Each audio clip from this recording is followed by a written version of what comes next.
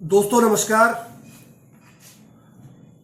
जब सब कुछ बदल रहा है, जब हर चीज का नजरिया बदल रहा है, हर वो स्थिति बदल रही है जो पूर्व में हुआ करती थी, तो फिर अतीत का रोना क्यों? जब सबको पता है कि होना वही है कि जो चंद लोग चाहते हैं, तो फिर अतीत पर इतना रोना क्यों? इस देश का अब सब कुछ बदल चुका है। इस देश की व्यवस्था बदल चुकी है। इस देश का मीडिया बदल चुका है। मीडिया आपको वो दिखा रहा है जो आपको दिखाने के लिए कहा जा रहा है। मीडिया जो मीडिया कल तक फोर्थ स्टेट कहा जाता था, यानी चौथा खंबा लोकतंत्र का, अब वो कहीं ना कहीं ढड़ढड़ा कर गिर चुका है। और उसका काम केवल अब इतना है कि सरकार का अगर कोई गलत काम हुआ है तो उसको किस तरह से दबाया जाए ताकि उस सरकार पर कोई आंच ना आए। इसका अभी जीता जागता उदाहरण आपने दो देखे होंगे। एक तो महाकुंभ में भगदड़ जो मची, उसमें कितने लोग मरे किसी को पता नहीं है। कितने लोगों को मुआवजा मिला किसी को पता नहीं है। कितने लोग घायल हुए किसी को पता नहीं है। बच्चे गायब हो गए, आदमी गायब हो गए, औरतें गायब हो गई, परिवार वाले ढूंढते रहे, परंतु उनका कहीं कोई रिकॉर्ड नहीं मिला। और मीडिया केवल वो दिखाता रहा जो सरकार बोलती रही। उसी तरह नई दिल्ली में रेलवे हादसा हुआ, स्टेशन पर जो भगदड़ मची है नई दिल्ली में परसों, उसमें भी कितने मरे हैं कोई नहीं जानता। कितनों को गुपचुप तरीके से मुआवजा दिया गया कोई नहीं जानता। आरटीआई डाल लो, आपको आरटीआई से जवाब नहीं मिलेगा।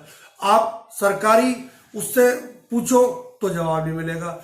मीडिया अगर मोर्चरी तक पहुंच जाए तो उस पर अलग से गालियां मीडिया को देते हैं पुलिस अधिकारी और धक्का मुक्की करते हैं। हम इस वक्त मोतीलाल नेहरू मेडिकल कॉलेज के अंदर खड़े हैं, उस परिसर के अंदर, और कुछ पुलिसकर्मी, स्वास्थ्य विभाग के कर्मचारी आपको नजर आएंगे। और यहां एक लिस्ट लगाई गई है। ये देखिए, ये 24 मृतकों की लिस्ट है। 30 लोगों का आंकड़ा सरकार के द्वारा जारी कर दिया गया है। 1 2 3 4 5 6 7 8 9 10 11 12 13। हाथ क्यों पकड़ रहे हैं आप?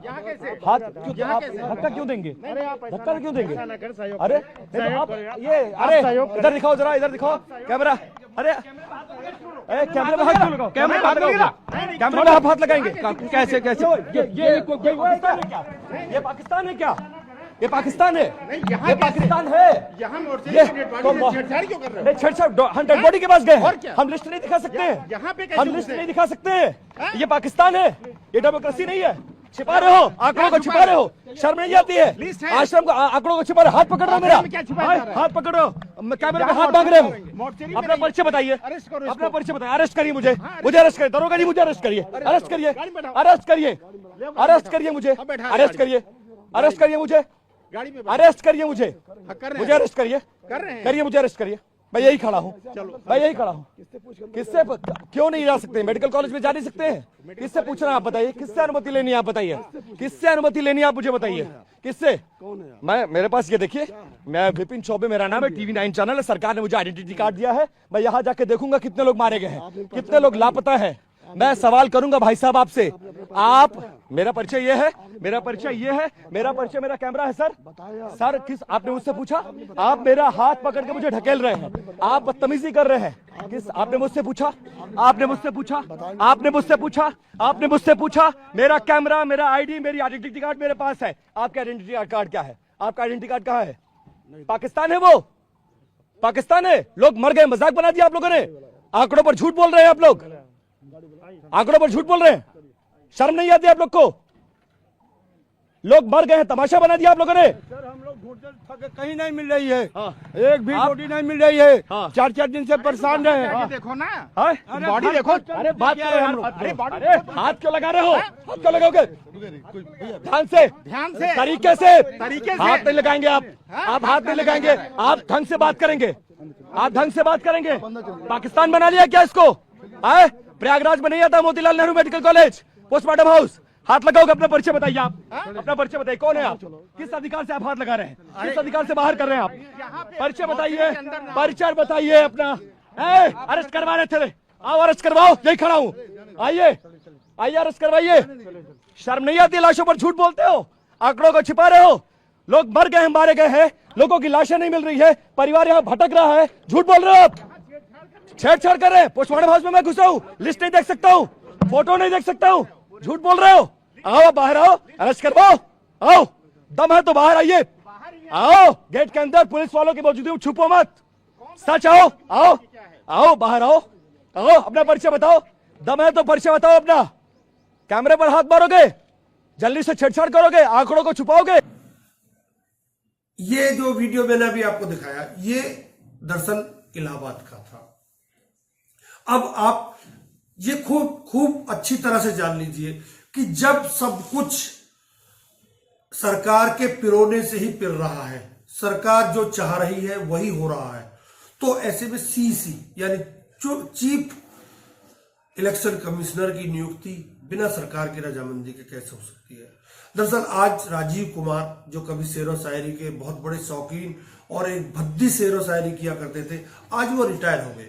उनकी जगह एक और नए सीसी ने जगह ली है, जिनका नाम है ज्ञानेश कुमार। उसके लिए कल मीटिंग हुई थी, जिसमें पीएम और कानून मंत्री अर्जुन राम मेघवाल और विपक्ष के नेता राहुल गांधी पहुंचे थे। राहुल गांधी ने वहां विरोध किया, परंतु वो 2-1 से ज्ञानेश कुमार को चीफ इलेक्शन कमीशन बना दिया गया। ऐसे में सवाल यह उठता है कि जब यही होना था तो फिर ये फॉर्मेलिटी क्यों? क्योंकि आपको मैं ज्ञानेश कुमार का थोड़ा परिचय आपको दे देता हूं। ज्ञानेश कुमार गृह मंत्रालय, केंद्रीय गृह मंत्रालय से संबंधित अधिकारी रहे हैं। ये अमित शाह के विभाग में सचिव रहे हैं और वहीं से ये रिटायर हुए हैं। उसके अलावा सहकारिता विभाग में भी ये रहे हैं, वो भी अमित शाह का विभाग था। उसके अलावा 370 हटवाने के जो ड्राफ्ट बनाया गया था, उसके भी ये कर्ता धर्ता थे। और ये वैसे बेसिकली उत्तर प्रदेश के रहने वाले हैं, परंतु इनका कैडर केरल कैडर है और 1989 बैच के अधिकारी हैं। और इनको जो कांग्रेस के नेता है वो आरएसएस का बता रहे हैं। वहीं दूसरी तरफ संजय, गुड गवर्नेंस का अभिप्राय क्या है? वो है समझना एक संदर्भ को, और सिर्फ इसलिए कि आपके पास बहुमत है और आप सत्तारूढ़ हैं, वो नहीं करना जो मनमानी है। तो इसलिए कांग्रेस का स्टैंड बड़ा स्पष्ट था, आपको ईगो में फंक्शन नहीं करना है। आपको सिर्फ सरल चीज ये करनी है कि इस मीटिंग को शाम को 5:30 लगभग हुई, उसको स्थगित करें। कुछ नहीं कर रहे हैं आप, स्थगित कर रहे हैं 2 हफ्ते 3 हफ्ते की। तो इतने सारे मुद्दे शंका के घेरे में है, जहां तक चुनाव आयोग का सवाल। तो मोदी जी ने जो नए कानून से ढकेला है, उसको एक गणतंत्र और लोकतंत्र को अंधेरे में डाला है।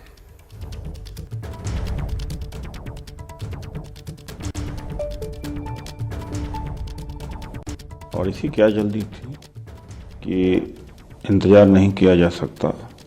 और श्री ज्ञानेश कुमार संघी हैं, राम मंदिर ट्रस्ट से भी जुड़े हुए हैं और बहुत ही कम्युनल व्यक्ति हैं।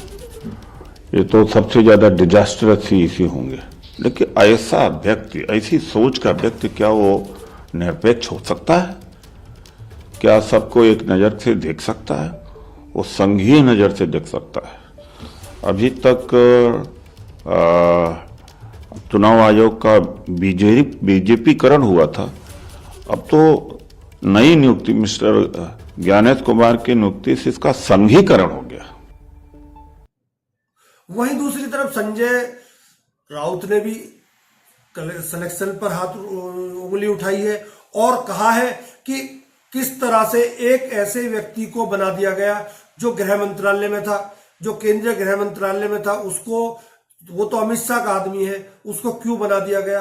और राजीव कुमार को भी संजय राउत ने काफी खरी खोटी सुनाई है। हुई है रात 12 बजे से होने तो अभी क्या करेंगे? कांग्रेस की बात को आपत्ति ले रही है। नहीं, अभी मालूम नहीं। देखिए, अभी कांग्रेस राहुल गांधी जी उस कमेटी में है, राहुल गांधी जी ने अपनी बात रखी है। तो ज्ञानेश कुमार जी है, लेकिन एक बात तो सही है कि राजीव कुमार चले गए। जिसने देश का चुनाव का एक तमाशा बनाया था वो चले गए। लेकिन अब ज्ञानेश कुमार जी ये तमाशा बंद करते हैं या और बड़ा तमाशा करते हैं, वो आने वाले दिनों में पता चलेगा। तो राजीव कुमार जी ने ये कहा है कि हार नहीं है उसका टिप्पा इलेक्शन जो विरोधी है वो इलेक्शन पे ना दुपे, वो उनकी हार है। ये कौन बताएंगे? मानना चाहिए। ये कौन बोलेंगे? राजीव कुमार जी को बोलो ये पॉलिटिकल बयान बंद करो। आपने जो नुकसान किया है देश का, आपको इतिहास माफ नहीं करेगा। आपने जिस प्रकार से महाराष्ट्र में जो बेईमान लोगों को मान्यता दी है, आपको इतिहास माफ नहीं करेगा। कोई खबर बाहर ना जाए, सरकार के ऊपर कोई आंच ना आए, इसके लिए मैं आज आपको एक आंकड़ा देता हूं।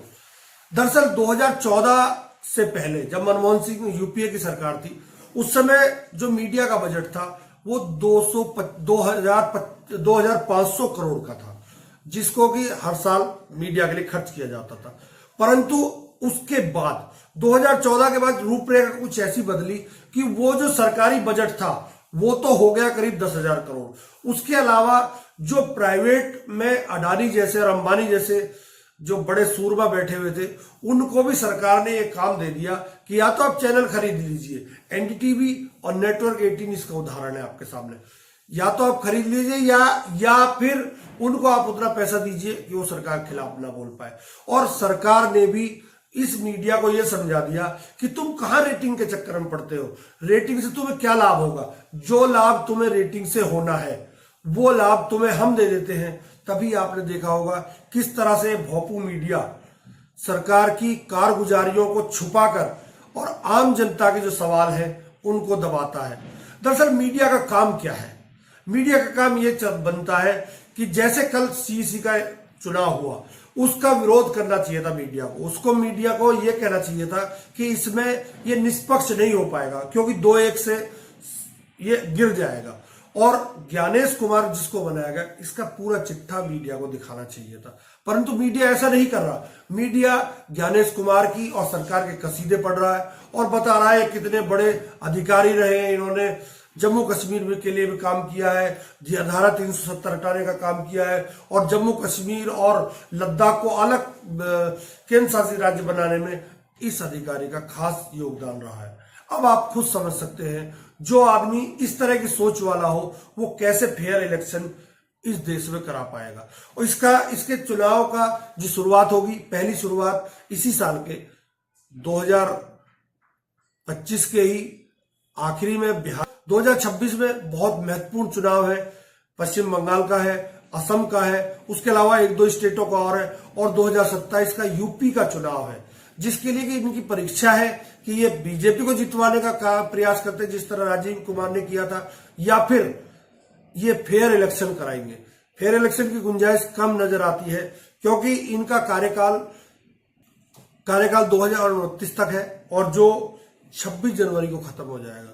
ऐसे में ये बीच में कैसे साबित होते हैं और मीडिया इनको किस तरह से हीरो बनाता है, और मीडिया जो जनता का प्रतिनिधि होना चाहिए वो सरकार का प्रतिनिधि बनकर किस तरह से देश की जनता के साथ धोखा करता है और गुमराह करता है, आने वाला वक्त बताएगा। परंतु इतना तय है कि अगर पैसे का खेल और पावर का खेल चलता रहा तो फिर इस देश में चुनाव एक पक्षीय होना बहुत ही मुश्किल है। इसमें केवल पार्शलिटी के साथ ही चुनाव होगा, ये तय है। बहुत बहुत धन्यवाद, नमस्कार।